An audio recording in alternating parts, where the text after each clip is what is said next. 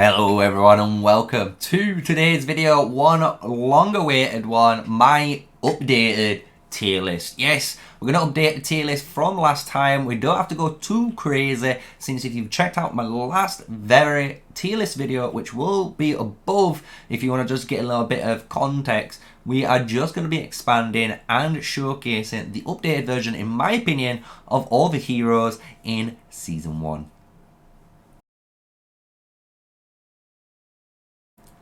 Hello everyone, so yes, we're going to be covering all the new heroes in Season 1 and Season 1 Plus. At the moment, we don't have access to, obviously, Forendil or the Theodore heroes, right? So we don't have access to the new legendary heroes, but when they come out and obviously we get some time with them, we will add them to the list, as you can imagine, right? But we do have some new heroes, right? We've got the Syndra, we also have our Freyga, lovely Freyga, Wandering a Storm. So we have these two new heroes in the roster, as well as, honestly, a few meta shifts with the way artifacts have been used, as well as just the general gist of how people have been fighting in the open field. So let's go over into our actual tier list, and we're gonna just reveal it straight away for you guys. If you kind of just want to jump out, obviously just jump out, but remember, smash that like, comment and subscribe before you disappear, because I'm here giving you Call of Dragons content every single day. And what I'm going to do is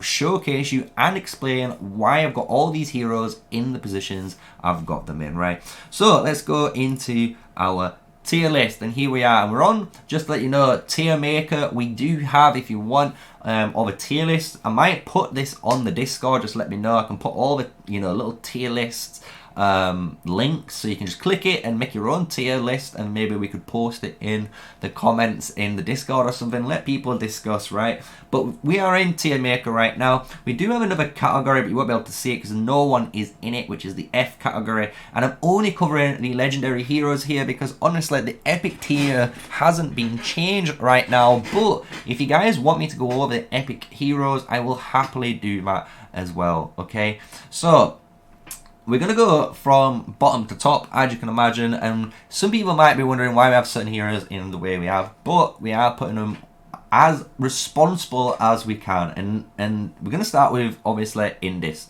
So Indis here, really good support hero. If we go and check her out in the game, you're going to notice with Indis, she isn't one hero that at the moment is super prioritized, right? The cool thing is within this, she is going to be most likely your very first legendary hero you might actually smash out and expertise after one of your main heroes, because she is free through the Dragon Trials.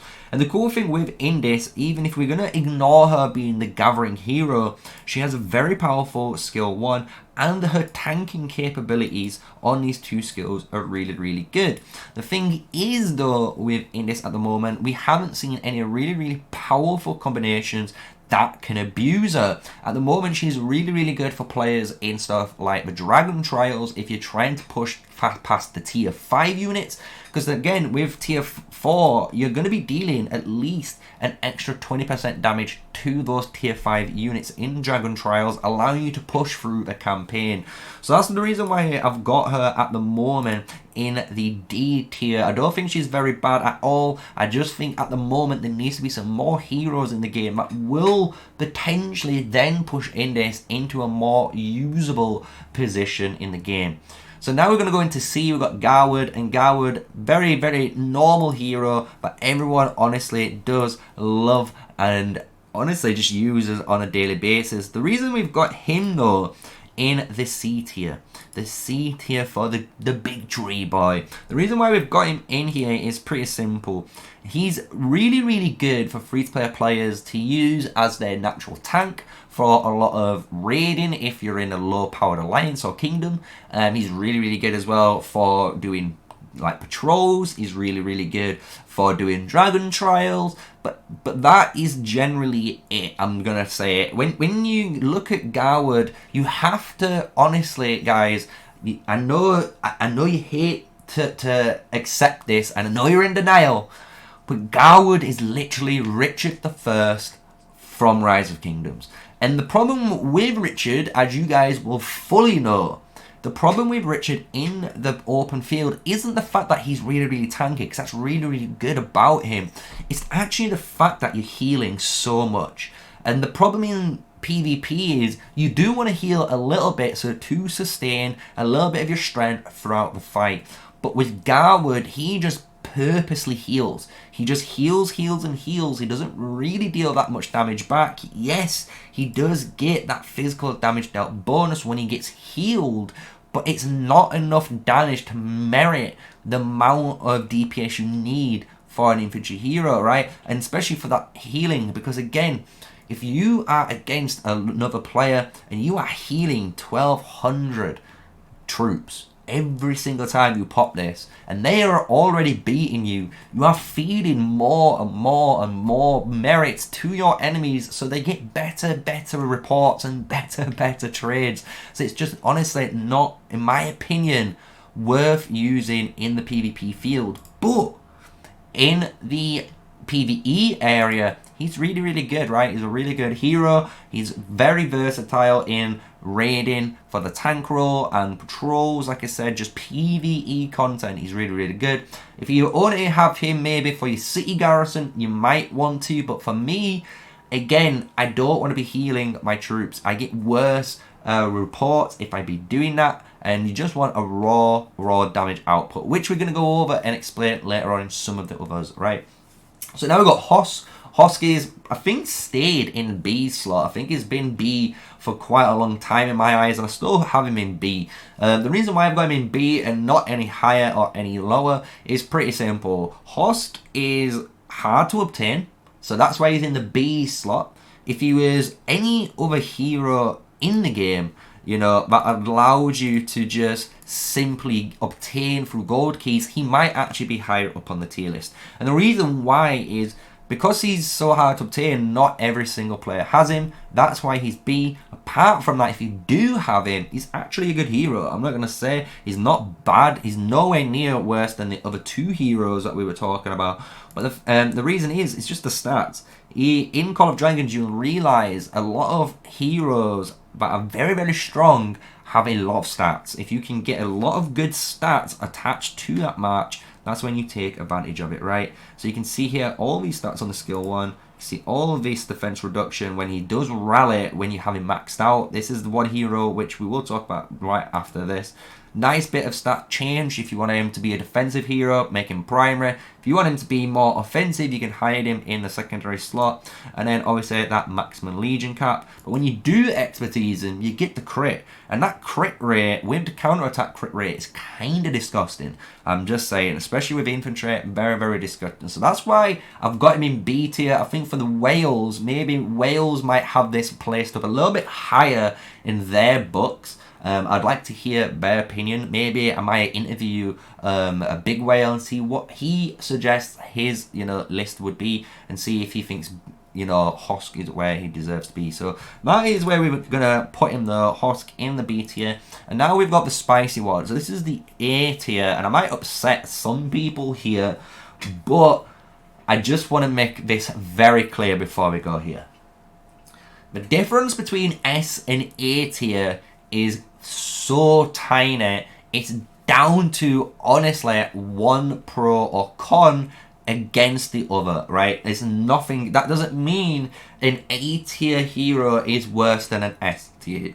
So I just want you to know this right now before we go into things. And I know you guys go crazy, but here we go. So I'm going to break all four down and we're going to explain them. So we've got Lilia, Nico, Bakshi, and Nika. All A heroes, basically all exceptionally good heroes that you can use. The reason Lilia I have in A tier is two reasons, right? I actually have two reasons. One reason, as you can imagine, if you are playing this game as a free-to-play player, guess what? You can't get it. So that's the reason, one reason, why I believe she is only A. If she was again available to every single player, this hero would definitely be a S tier hero. Maybe possibly S plus. No, it should definitely be S tier, right? She's A at the moment, and this is why. So she's behind a paywall. so you can't get her maxed unless you're going to spend all that money. But another thing that a lot of people are disregarding, and don't get me wrong, Lilia at the moment deals the most damage out of all of the mages. And the reason is because of the 1200 damage factor and the Scorch, or when you awaken her, she launches 2 of those 1200 damage nukes. So that is a massive, insane AoE nuke, right? We also ignore, and this is what I'm going to talk about, this skill. And the problem which I have, and you'll realize generally between the S plus and S tier heroes here, are the skills. She has 3 insanely good skills, but this 4th or the 2nd skill of her kit is useless. It's absolutely useless. We just don't need it. And this is the one thing that a lot of players will know from Minamoto from Rise of Kingdoms. So I think, personally, scream at your screens as much as you want, I think Lilia is an A tier hero. I reckon when the next 2 mage heroes do come out eventually into the game, once we maybe get the cavalry, we might get the mages then, and then the infantry, you know. So if we get the next two mage heroes, I think those 2 mage heroes are gonna make people reconsider Lilia and actually bump her down a few slots, because I think one of those mage heroes is gonna be an insane hero. So I'm kind of preemptively thinking of the future, as well as, you know, thinking about the paywall. So that's the reason why I've got her on A tier. Apart from that, guys, Lilia's amazing. She has the best AoE in the game. She does an insane amount of damage for PvP. So that is why she's A. So I hope that makes that sense. The next one's Neeko we're going to go over. It's the same reason as before. The reason why Neeko could be S tier is because of how broke he is in regards to this skill. But as you've noticed, the more newer archer heroes that have come out, I think they're gonna start outshining Neeko, because again, Neeko has a skill that is basically just not worthy of PvP. It's a wasted skill, you know. Yes, we get some nice engineering. Yes, we can build a new flag. Yes, we can destroy that extra enemy flag. But it's not worth the same trade-off of the other heroes, which we're going to explain. So Neeko in Season 1 is an S tier hero, definitely. But in S1 Plus, when you already get Freyga and Syndreon, he drops down into the A tier for me. So he's still exceptional hero. Don't get me wrong, you can get gold keys and get this hero maxed out anyway, which is perfect, right? But again, just a wasted skill. So that's why he's A tier. He has to jump down at some point.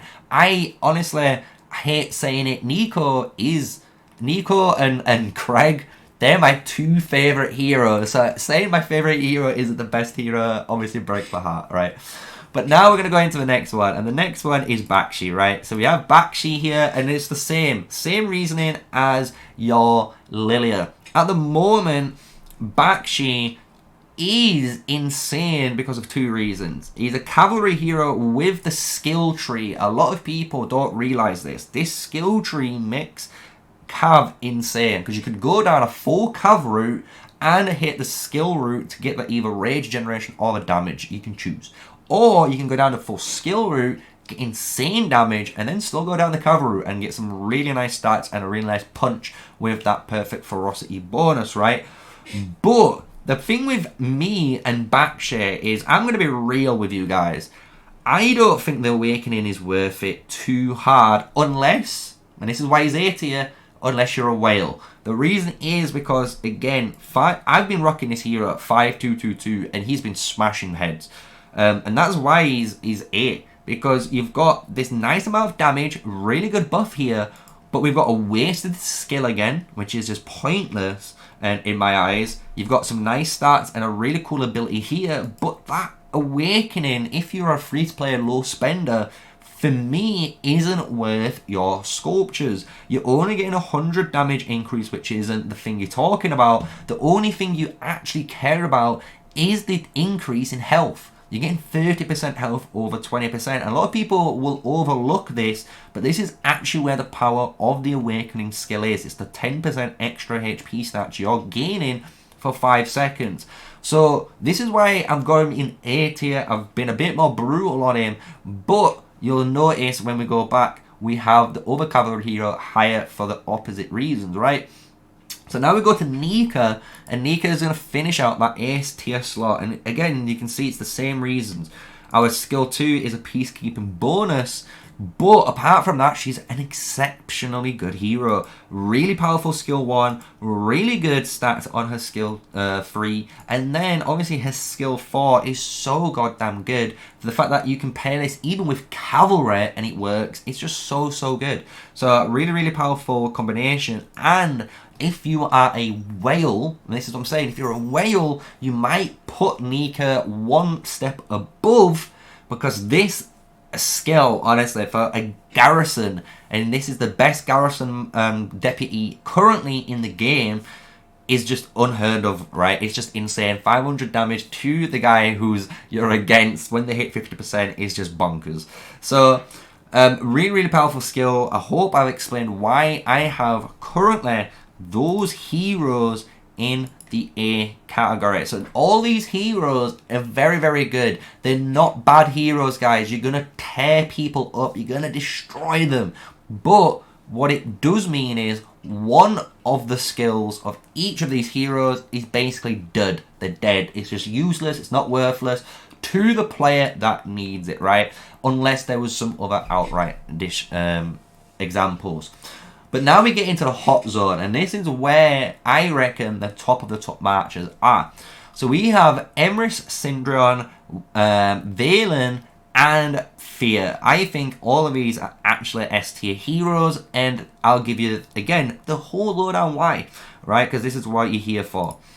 So the reason why I prefer Emrys over the big boy Bakshi is simple. This hero has straight away 4 skills that all matter. So this is all PvP related skills. None of these skills are wasted, which is insanely good for a cavalry player. Meaning, no matter what, season 1, 2, 3, 4, 5, 6, I can always see Emrys at some point being in a cavalry march. I can see the flexibility of him, because when you awaken Emrys, you get an additional skill. This new skill allows you to generate even more rage than you already do. And this makes him one of the highest, if not the highest, rage generator in the game. And that is for cavalry, which means in the future, if there's some scary cavalry heroes which are coming like Theodore and Forendil, imagine a tanky Saladin march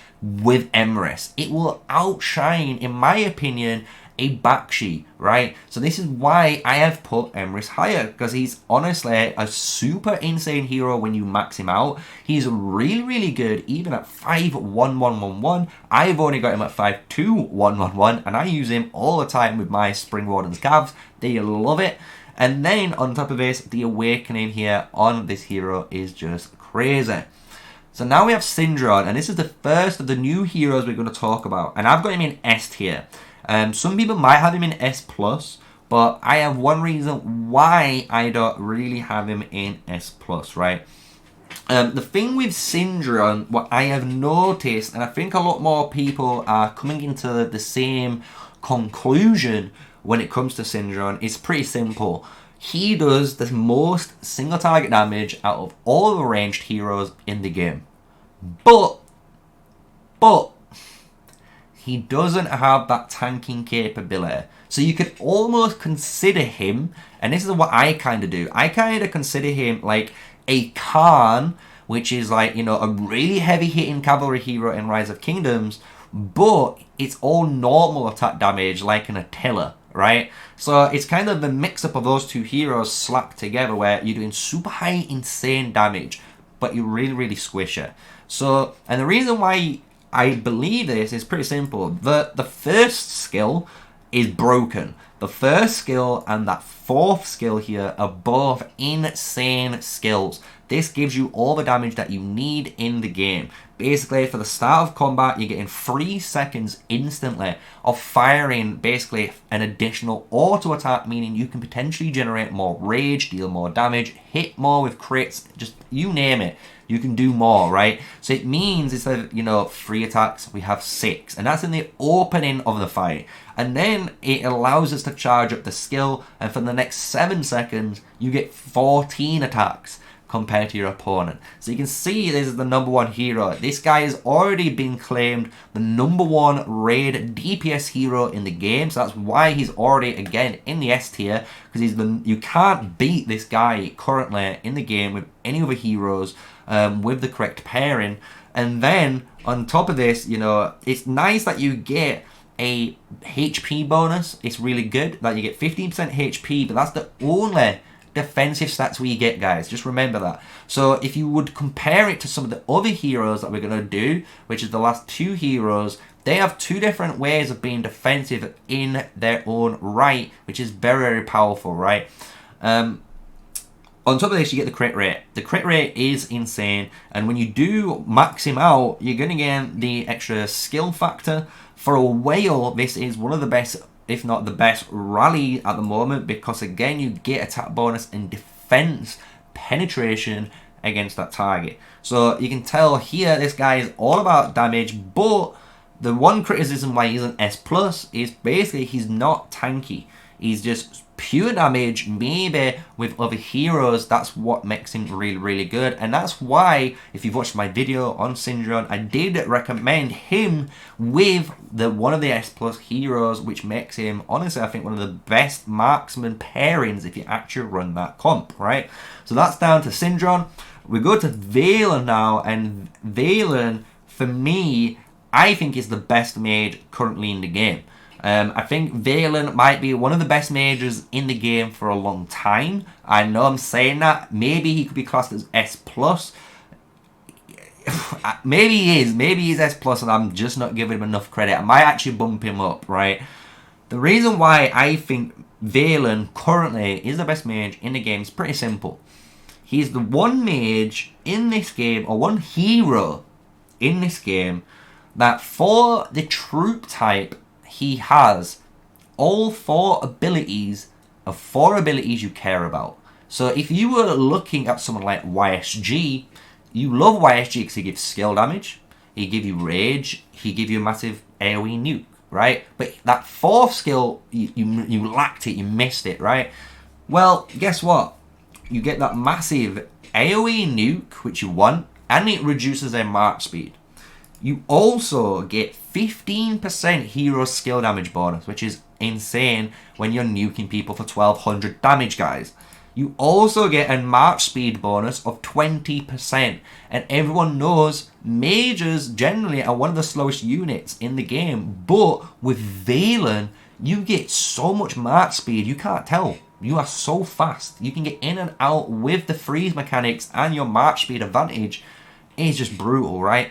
And then when we go into the 3rd and 4th skill, it just keeps getting better, because you have skill crit rate bonus of 10%, and then you get a 15% skill crit, 10% skill crit rate bonus and a 15% defense bonus.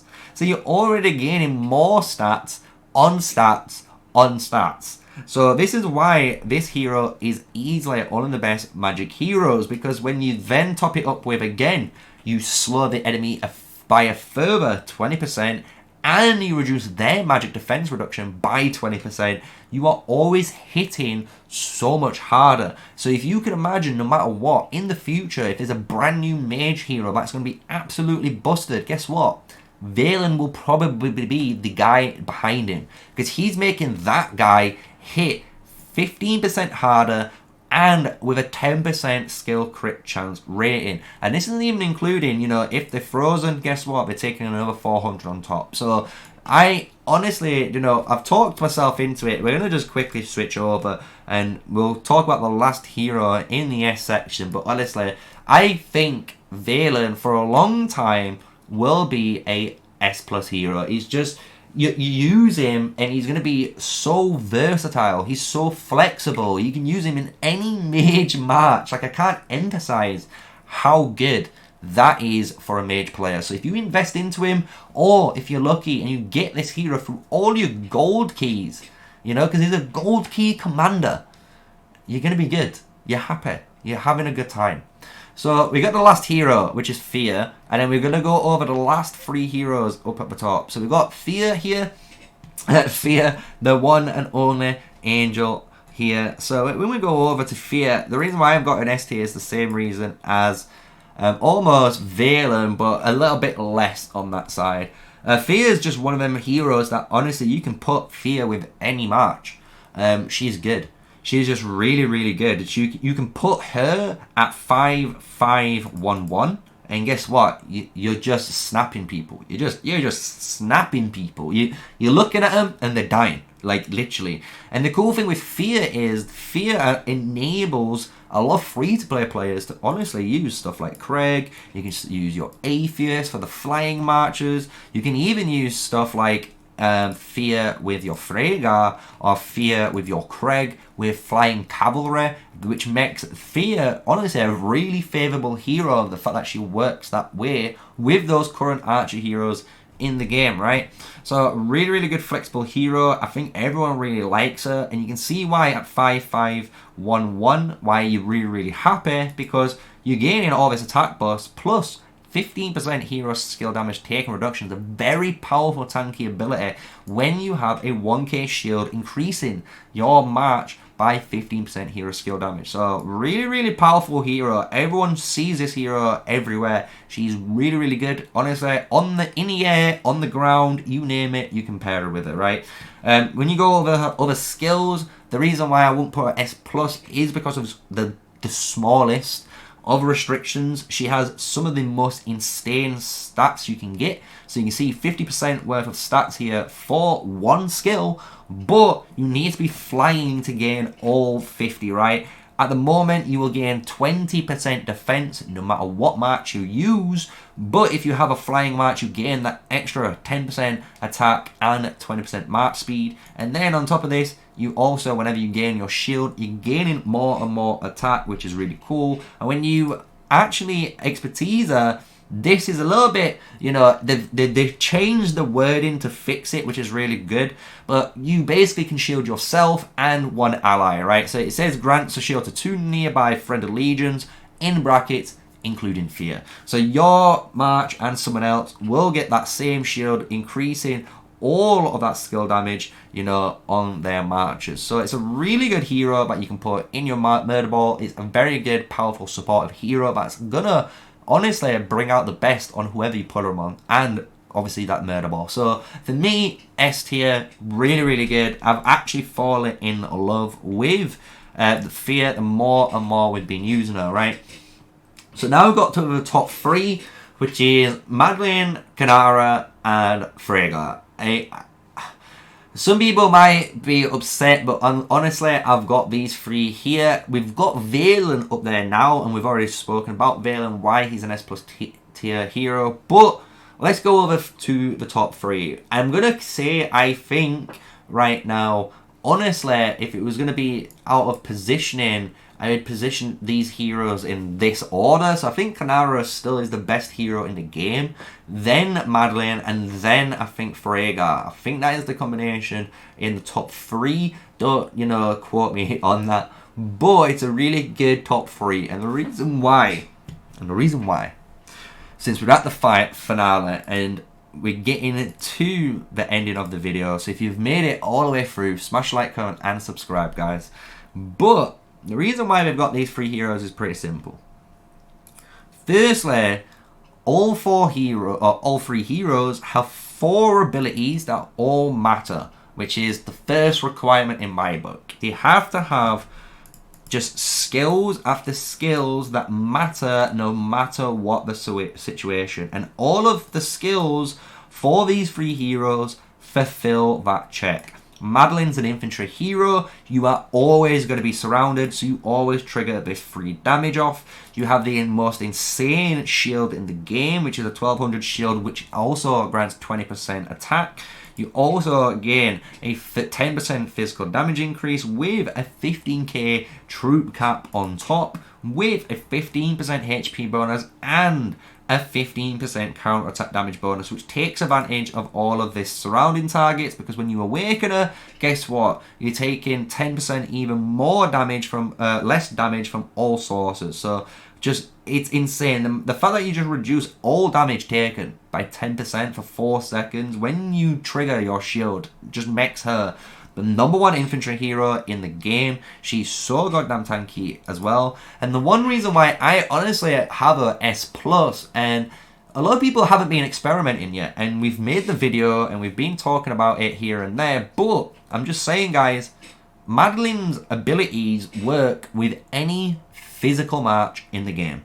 So if you slap this hero with cavalry or archers, she's going to work. She's going to boost that skill up. She's going to make that march super, super tanky. And you'll be actually surprised how well and how good that march actually does. The only thing you ever lose with this is the 15% infantry HP. But everything else is Legion-based stats. And that is why she's actually busted, in my opinion. She's the #1 infantry commander. She's the #1 garrison pairing and the primary captain of it. She has 3 of the best trees you could have for an infantry hero, obviously being infantry, then the PvP and the tank tree.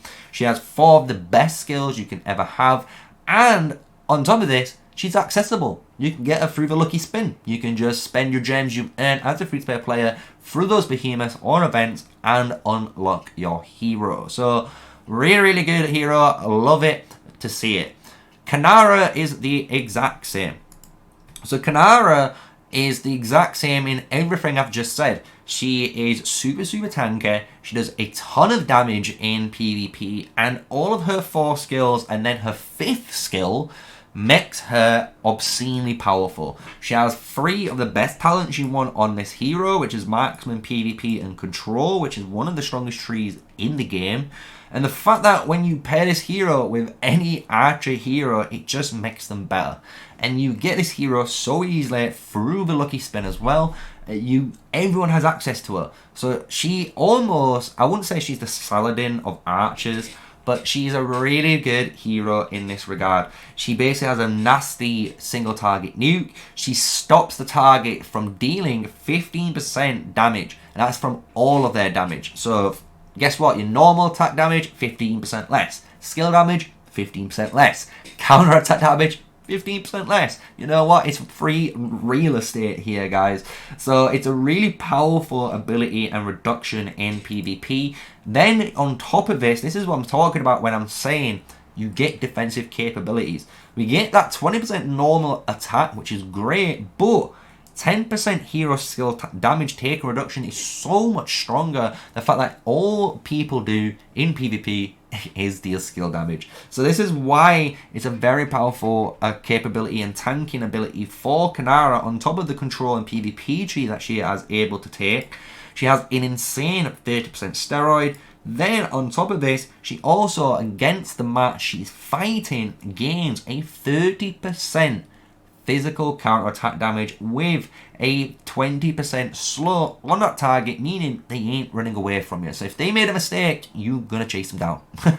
And then on top of this, to finish everything off, which makes her, honestly, one of the powerful archers in the game, is she has a innate ability, a 1 in 5 chance, so a 20% chance to inflict a defense break on her target with a normal attack. So this is reducing their defense by 20% for 3 seconds, and it just goes. So this is just keeps refreshing. It doesn't have any internal cooldown as we know of right now, and it just shreds your opponents after when it's on 3 seconds. You might most likely got it up again.